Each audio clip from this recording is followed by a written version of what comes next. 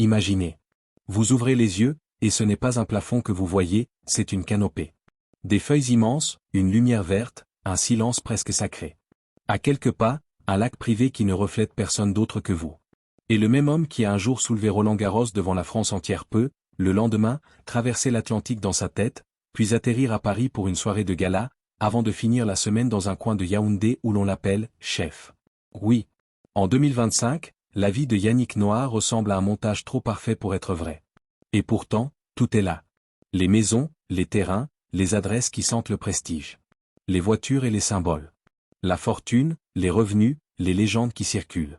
Mais surtout, ce paradoxe qui le suit comme une ombre, plus il a eu accès au luxe, plus il a cherché autre chose. Quelque chose de plus difficile à acheter. Et si on regardait vraiment? Pas l'icône. Pas la silhouette souriante. Pas le Noah que tout le monde connaît. Mais l'homme qui, à 65 ans, peut être à la fois grand-père et jeune père. L'homme qui a gagné sa vie 3 fois. L'homme qui a appris à transformer une victoire en empire, puis un empire en héritage. Si ce récit vous intrigue déjà, gardez-le en tête, le vrai luxe de Yannick Noah n'est pas forcément là où vous croyez. Et au passage, si vous aimez ce genre d'histoire, celle où les apparences craquent, où l'on découvre l'envers d'une légende, un simple j'aime, là maintenant, c'est plus qu'un clic. C'est un signal, vous voulez qu'on continue. Tout commence par une évidence qu'on oublie souvent. Yannick Noah n'est pas un homme à une carrière. C'est un homme à métamorphose. Et chacune de ses vies a nourri la suivante. La première vie, c'est celle que la France a gravée dans sa mémoire collective, le tennis. La seconde, c'est la musique, celle qui a transformé un champion en voix populaire. Et la troisième, c'est celle qu'on comprend moins vite, l'homme qui investit, qui construit, qui s'enracine, qui bâtit des lieux, des projets, des refuges. Comme si, après avoir couru derrière des balles et des refrains, il avait voulu courir derrière quelque chose d'infiniment plus rare, le sentiment d'être à sa place. Sur le court, Yannick Noah a été l'un de ces joueurs qu'on reconnaît de loin. Pas seulement au style, mais à l'énergie. Il a gagné des titres, beaucoup, et pas seulement en simple. On parle d'une carrière qui s'étire, qui dure, qui s'accroche. Des saisons où il encaisse, où il revient, où il grimpe jusqu'au sommet. Au total, ses gains officiels en tournoi atteignent un peu plus de 3,44 millions de dollars, une somme qui, à l'époque, n'a rien d'anodin, mais qui, comparée à ce que le sport est devenu aujourd'hui, ressemble presque à une autre planète. Et pourtant, ce chiffre n'est que la partie visible. Parce que Noah, dès ces années-là, comprend quelque chose de simple. Le vrai argent n'est pas toujours dans la victoire, mais dans ce que la victoire vous permet de devenir. Un visage. Une présence. Une histoire qu'on veut associer à des marques, à des équipements, à une image. Et puis il y a le moment qui change tout. 1983 Roland-Garros. Une finale qui ne ressemble pas à un match, mais à une scène de film. La terre battue, la foule, la tension. Et cette réalité folle, il devient le dernier Français à soulever le trophée en simple messieurs. Une phrase qui, au fil des décennies, devient presque une légende. Le dernier. Celui qu'on cite à chaque printemps, comme un rappel, comme un fantôme glorieux qui revient hanter le tournoi. Cette victoire-là fait de lui plus qu'un sportif. Elle fait de lui une figure. Et une figure, ça voyage. Ça s'exporte. Ça ouvre des portes. Mais voilà le premier mystère. Quand vous gagnez à ce niveau, quand la France entière vous regarde, quand la lumière vous colle à la peau, qu'est-ce que vous faites de cette lumière? Vous vous y noyez? Ou vous la transformez en carburant? Noah, lui, va faire quelque chose d'inattendu. Il va changer de scène. La musique, chez lui, n'arrive pas comme un caprice de star. Elle arrive comme une seconde respiration. Comme si le sport, malgré les cris, malgré les trophées, ne suffisait pas à dire qui il est. Et quand il sort ses tubes, quand il remplit les salles, quand ses chansons deviennent des repères de génération, il ne devient pas seulement chanteur, il devient une présence familière. Un homme qu'on écoute en voiture, en vacances, dans les fêtes, dans les moments où l'on veut se sentir vivant. C'est là que son empire commence à prendre une forme particulière. Parce qu'un sportif peut disparaître après la retraite. Mais un artiste peut revenir. Peut tourner. Peut chanter encore.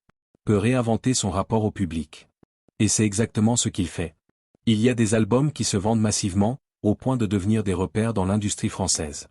Des chiffres qui, même si on les discute, même si on les interprète, racontent un phénomène. Yannick Noah ne fait pas un peu de musique. Il devient l'un des artistes les plus populaires de son époque, avec des albums certifiés, des ventes qui se comptent en centaines de milliers, parfois bien plus. À ce stade, une question devient inévitable. Quand vous avez été un champion mondial, puis une star de la chanson, comment vous gérez l'argent? Parce que l'argent, dans ce genre de trajectoire, n'est pas juste un confort. C'est une tentation. Un miroir. Atteste. Et chez Noah, la tentation prend souvent la forme de ce que tout le monde remarque en premier, le style de vie. Le luxe, il l'a connu jeune. Très jeune. Pas forcément par naissance, mais par bascule. Et une bascule, c'est violent. Un jour vous comptez. Le lendemain vous ne comptez plus. Vous entrez dans une boutique, et les vendeurs deviennent soudain très gentils. Vous appelez pour une location, et on vous dit oui tout de suite. Vous regardez une voiture, et on vous propose la version la plus chère parce que vous, monsieur, vous pouvez. Alors évidemment, il y a eu des voitures. Des modèles puissants, imposants, parfois trop. Pas seulement pour rouler, mais pour signifier. Dire au monde, je suis arrivé. Et si on est honnête, qui n'aurait pas ressenti ce vertige? Imaginez-vous à sa place. Vous venez d'un monde où tout était compté, où l'on apprend la discipline, la débrouille, la modestie. Et tout à coup, vous avez les clés d'un monstre de métal, une carrosserie qui brille comme un trophée, un moteur qui rugit comme une promesse. Vous croyez acheter du confort. En réalité, vous achetez une sensation, l'assurance. Mais Noah est de ceux qui comprennent vite. Le frisson du luxe matériel est réel, et il s'évapore vite. Très vite. La première semaine, vous êtes euphorique. La troisième, vous vous habituez. Et au bout d'un moment, si vous cherchez votre bonheur là-dedans, vous êtes condamné à courir toujours plus loin, plus rare, plus cher, plus waouh. Et ça ne s'arrête jamais. C'est là que Noah se distingue. Parce qu'il ne s'est pas contenté de consommer. Il a construit. Les maisons, chez lui, racontent tout. Elles ne sont pas des décors. Ce sont des chapitres. La première grande image, c'est New York. Manhattan. Et pas n'importe où. Juste en face de Central Park, dans une adresse où même les millionnaires parlent doucement. Un duplex, 3 chambres, plusieurs salles de bain, une vue qui vous donne l'impression de posséder la ville sans la toucher. Un endroit où le luxe n'est pas criard, mais feutré. À un moment, ce bien est mis sur le marché autour de 9,5 millions de dollars. Et plus tard, l'histoire raconte une vente autour de 9,2 millions. Ce ne sont pas juste des chiffres. C'est une époque. Celle où Noah navigue dans un monde international, mondain, où l'on passe d'un avion à un dîner, d'un studio à une soirée, et où la ville devient un prolongement de votre célébrité. Maintenant, fermez les yeux et changez de décor. La deuxième image, c'est la France, côté vert. Les Yvelines. Une propriété qui n'est pas seulement une maison, mais un refuge. Une piscine. Un lac. Un petit bois. L'idée n'est plus de dominer la skyline, mais de disparaître. D'entendre le vent au lieu des flashs. Et déjà, à ce stade, vous voyez la dualité se dessiner. D'un côté, la ville-monde, l'adresse prestigieuse, l'excitation. De l'autre, la nature, le silence, la protection. Mais le troisième lieu est le plus révélateur. Parce que le troisième lieu n'est pas seulement du luxe. C'est du sens. Le Cameroun. Au fil des années, Noah n'a jamais coupé le fil. Et quand son père disparaît, un rôle l'attend, un rôle que beaucoup regarderaient comme une curiosité exotique, mais qui, pour lui, est un appel. Il devient chef d'un village-quartier près de Yaoundé, une communauté de milliers d'habitants. Et soudain, son quotidien n'a plus rien à voir avec celui d'une star occidentale. Il doit écouter des doléances, régler des tensions, aider comme il peut. C'est là qu'arrive un projet qui cristallise tout, un domaine transformé, modernisé, valorisé, un lieu devenu à la fois hôtel, espace de sport, de détente, et symbole. On parle d'un investissement qui approche le 1,5 million de dollars, pour faire de cet endroit une sorte de centre vivant. Chambre, jardin, activités, et cette sensation de créer un chez-soi qui n'est plus seulement pour soi. Et c'est ici que le récit se retourne. Parce qu'à cet instant, on comprend que le luxe de Noah en 2025 n'est pas seulement « regardez ce que je possède ». C'est « regardez ce que je relis ». New York, c'était l'ascension globale. Les Yvelines, c'était le refuge. Et Yaoundé, c'est l'enracinement. 3 lieux, 3 énergies, 3 Noah. Vous commencez à voir le piège, non? Le spectateur pourrait croire qu'on va faire une simple visite guidée, villa, voiture, fortune. Mais la vraie question est plus intime. Pourquoi un homme qui a touché le sommet 2 fois sport et musique choisit-il de porter un rôle aussi lourd, presque invisible, loin des projecteurs? Parce que là se cache le premier grand secret, l'homme n'a jamais cessé de chercher un autre type de victoire. Et si, à ce moment précis, vous vous dites je veux comprendre ce moteur, je vous le dis, écrivez-le en commentaire. Même un mot. Moteur. Quête. Racine. Vous n'imaginez pas à quel point ça aide à faire remonter ce genre d'histoire, et à nous pousser à aller encore plus loin. Mais on n'a pas encore parlé de la fortune. La vraie, celle qui intrigue. Alors soyons clairs, sur Yannick Noah, les estimations partent dans tous les sens. Certains annoncent des chiffres vertigineux, presque irréels. D'autres minimisent au point de faire sourire. Entre les deux, il y a la réalité d'un homme qui a empilé plusieurs sources de revenus pendant 40 ans, gains sportifs, contrats d'image, droits musicaux, tournées, et surtout immobilier et projets. La première base solide, c'est ce qu'on sait, sa carrière sportive, ses titres, sa longévité. Un joueur capable de gagner 23 titres en simple et 16 en double, de devenir numéro 3 mondial en simple et numéro 1 en double, ça ne vient pas de nulle part. Ça vient d'une discipline qui, souvent, se transforme en discipline financière. La deuxième base, c'est la musique. Les ventes, les concerts, la popularité durable. Certains albums ont atteint des niveaux de vente qui, en France, vous installent dans une autre catégorie. Et une carrière musicale, surtout quand elle dure, génère un flux plus long que le sport. Les chansons continuent de vivre, d'être diffusées, d'être reprises, de revenir. La troisième base, c'est l'immobilier. Et là, les images parlent. Manhattan face à Central Park, les Yvelines version refuge, Yaoundé version domaine transformé. Même si on ne connaît pas tout, même si la majorité reste privée, on comprend le principe. Noah a mis de l'argent dans des murs, mais surtout dans des lieux qui racontent une intention. Et maintenant, posons la question qui dérange, est-ce que ça rend heureux? Parce qu'en 2025, Yannick Noah affiche quelque chose de rare chez les célébrités de sa génération, une forme de paix assumée. Pas une paix parfaite. Pas une paix de carte postale. Une paix construite. Par étapes. Par rupture. Par retour. Et c'est là qu'on doit revenir à l'origine. Avant les voitures. Avant les tours de Manhattan. Avant les refrains repris en chœur. Il y a un enfant. Un enfant entre deux mondes. Un enfant qui porte déjà une dualité, la France et le Cameroun, l'ici et l'ailleurs, la discipline et la liberté, le besoin de prouver et le besoin de respirer. Dans le sport, cette dualité devient une force. Parce que pour gagner, il faut être à la fois feu et glace. Il faut vouloir écraser l'autre, tout en gardant la tête froide. Et Noah, avec son charisme, son intensité, incarne ce mélange. Le public l'adore parce qu'il n'est pas une machine. Il est un homme. On le sent. Mais cette même dualité peut être un poison. Parce que quand vous êtes fait de contrastes, vous ne vous reposez jamais vraiment. Vous pouvez être applaudi et vous sentir seul. Vous pouvez gagner et avoir l'impression de passer à côté de votre vie. Vous pouvez être entouré et vous sentir incompris. Et c'est souvent là que les gens se perdent. Noah, lui, choisit une autre route, il change de terrain. La musique devient son deuxième cours. Une autre manière d'être regardé, mais aussi une autre manière de parler. Dans la musique, il ne s'agit plus de frapper plus fort. Il s'agit de toucher plus juste. Et le public suit. Pourquoi? Parce que Noah raconte quelque chose que beaucoup ressentent, l'envie d'être libre. L'envie de s'arracher aux contraintes. L'envie de respirer. Même ceux qui n'ont jamais tenu une raquette, même ceux qui ne connaissent rien au tennis, sentent que son énergie leur parle. Mais ce succès-là a un prix, quand vous êtes aimé, on vous attend. On vous veut. On vous réclame.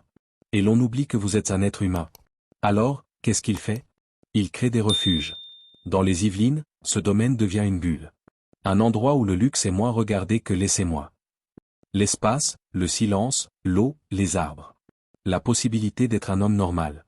Et puis, au fil du temps, Noah ne se contente pas de se protéger. Il veut transmettre. C'est là qu'arrive un autre volet de sa vie, souvent moins bling-bling mais plus profond, son engagement. Une association qu'il crée dans les années 90 pour utiliser le tennis comme outil d'éducation et d'insertion, notamment pour des jeunes des quartiers. Là encore, la logique est frappante, il prend le sport qu'il a fait et il le rend utile aux autres. Vous voyez le schéma? Noah n'a jamais été seulement dans l'accumulation. Il est dans la transformation. Et pourtant, la vie, elle, ne suit jamais un plan parfait. À force de tourner, d'être attendu, d'être sollicité, un homme finit par craquer, ou par fuir. Et Noah choisit une fuite étrange, presque poétique. La mer. Pendant un long moment, il vit sur un bateau, traverse l'Atlantique, apprend un autre rythme. Un rythme où le luxe n'est plus un objet mais un silence. Où vous n'avez pas besoin de beaucoup, quelques vêtements, quelques livres, et cette sensation que le monde, enfin, se tait. Il vit ça en famille, et même son fils suit l'école à distance à bord. Et à un moment, il passe un mois en Jamaïque, sur les traces de Bob Marley, comme un pèlerinage intime. Imaginez la scène. Vous avez été sur les plus grandes scènes, les plus grands cours. Et là, vous êtes juste un point sur l'océan. Personne ne vous applaudit. Personne ne vous attend. Et pourtant, vous respirez. Ça, c'est un luxe que l'argent ne peut pas fabriquer. Il peut le faciliter, oui. Mais il ne peut pas le créer si vous ne l'avez pas dans la tête. Et en 2025, cette philosophie explose au grand jour dans un moment inattendu, le tennis revient dans sa vie, mais autrement. Pas comme joueur. Comme guide. Il devient capitaine de l'équipe Europe en Laver Cup à partir de 2025, dans une passation symbolique. En face, un autre monument, André Agassi, capitaine de l'équipe du monde. Et le décor est spectaculaire. San Francisco, une arène, un événement où les stars se croisent et où chaque point se joue comme du théâtre. Et ce qui frappe, ce n'est pas seulement le fait qu'il soit là. C'est la manière. À 65 ans, Noah n'a plus besoin de prouver. Il n'est plus dans la crispation. Il est dans la présence. Pendant cette édition, l'équipe du monde finit par l'emporter, 15-9. Et là encore, vous pourriez vous dire, défaite. Mais pour Noah, ce n'est plus le bon mot. Parce que ce retour n'est pas une quête de trophée. C'est une manière de boucler la boucle, revenir sur le terrain avec un autre rôle, une autre énergie, une autre définition de la victoire. Et c'est exactement à ce moment-là que sa vie privée ajoute une couche de vertige. À 64 ans, fin 2024, il devient père à nouveau. Une petite fille. Un événement qui surprend, qui fait parler, qui relance l'attention autour de lui, parce que ça casse l'image sage retraité. Non. Noah est encore en mouvement. Imaginez le contraste. Vous avez un homme qui peut être sur une scène à guitare, puis le lendemain, changer une couche. Un homme dont le premier enfant est adulte depuis longtemps, et qui se retrouve à revivre les nuits courtes, les réveils, les petits doigts qui s'accrochent à votre main. Ça dit quelque chose de profond. En 2025, Noah ne cherche plus à posséder le monde. Il cherche à vivre. Mais alors, parlons franchement. Les voitures, les symboles, le luxe visible. Parce que quand on dit le luxe de la vie de Yannick Noah, beaucoup imaginent immédiatement une collection, un garage, des modèles rares, des chiffres. La réalité, c'est qu'une grande partie de ce qui concerne sa vie matérielle reste volontairement privée. Et c'est logique, plus vous avez été exposé, plus vous protégez ce qui vous appartient. Mais on peut comprendre son rapport aux voitures sans inventer une liste. Noah, comme beaucoup de champions de sa génération, a connu l'époque où la voiture était un symbole absolu. Dans les années 80 et 90, une belle voiture n'était pas seulement un confort, c'était un statut, une revanche, un drapeau. Surtout pour un jeune homme qui sort d'un monde où rien n'était garanti. Au début, vous voulez la puissance, le bruit, la sensation d'être intouchable. Ensuite, vous évoluez. Vous voulez le silence, la sécurité, le confort. Et parfois, vous voulez même l'inverse, vous voulez une voiture simple, presque banale, pour passer inaperçue. Le vrai luxe, dans certains cas, c'est de ne pas être reconnu au feu rouge. Et Noah, en 2025, semble appartenir à cette catégorie. Il a connu l'ostentation, il a connu le show, mais il se dirige vers l'essentiel. Ce qui nous ramène à la question de la fortune. Parce qu'au fond, la fortune de Yannick Noah est moins un chiffre qu'un système. Un système de revenus étalés dans le temps. Le tennis a donné la plateforme. La musique a donné la longévité. L'immobilier a donné la stabilité. Et les projets, eux, ont donné l'ancrage. Quand vous investissez dans un domaine au Cameroun, quand vous valorisez un lieu, quand vous créez un espace qui attire des visiteurs, qui fait travailler des gens, qui devient une vitrine, vous ne créez pas seulement un actif financier. Vous créez une présence. Et c'est là que Noah se distingue d'une multitude de célébrités. Il ne cherche pas uniquement à empiler des biens, il cherche à créer des endroits où il peut être quelqu'un au sens profond. Vous voyez la nuance? À New York, il est une star dans la foule. En France, il est un visage connu qui se cache. Au Cameroun, il est un responsable. Un chef. Quelqu'un qu'on vient voir pour résoudre des problèmes concrets. Et ça change tout. Et ça, pour quelqu'un qui a vécu dans les projecteurs, c'est peut-être la meilleure thérapie. Maintenant, revenons à la promesse du début, maison, voiture, fortune. Les maisons, vous les avez. 3 symboles. La voiture, c'est un miroir de son évolution, du symbole de réussite vers le besoin de discrétion. La fortune, c'est un système plus qu'un chiffre, tennis, musique, immobilier, image, projet. Mais le détail qui change tout, c'est la manière dont il redéfinit le luxe. Parce que le luxe de Yannick Noah en 2025, ce n'est pas seulement un duplex face à Central Park. C'est d'avoir pu le vendre et tourner la page. Ce n'est pas seulement un domaine dans les Yvelines. C'est de pouvoir s'y isoler quand le monde devient trop lourd. Ce n'est pas seulement un domaine valorisé à Yaoundé. C'est de pouvoir y revenir comme à un point d'origine, et d'y être attendu autrement que comme une star. Et ce récit, si on le regarde bien, est aussi un récit sur l'âge. Parce qu'il y a une beauté étrange à voir un homme de 65 ans faire ce que beaucoup n'osent plus, recommencer. À cet âge, beaucoup se crispent, se figent, s'accrochent à ce qu'ils ont été. Noah, lui, se réinvente encore. Père à nouveau, capitaine dans un tournoi prestigieux, chef local, bâtisseur. Alors, oui, c'est impressionnant. Oui, c'est luxueux. Mais il y a une dernière question. La plus importante. Est-ce que ce luxe-là est enviable? Parce qu'on peut fantasmer sur les maisons. On peut fantasmer sur les voyages. On peut fantasmer sur les voitures. Mais on oublie l'envers, la pression, la solitude, la fatigue, les attentes, les critiques, les ruptures, les périodes où l'on doit se reconstruire dans le silence. Noah a traversé tout ça. Et ce qui le rend fascinant, ce n'est pas seulement ce qu'il possède, c'est ce qu'il a compris.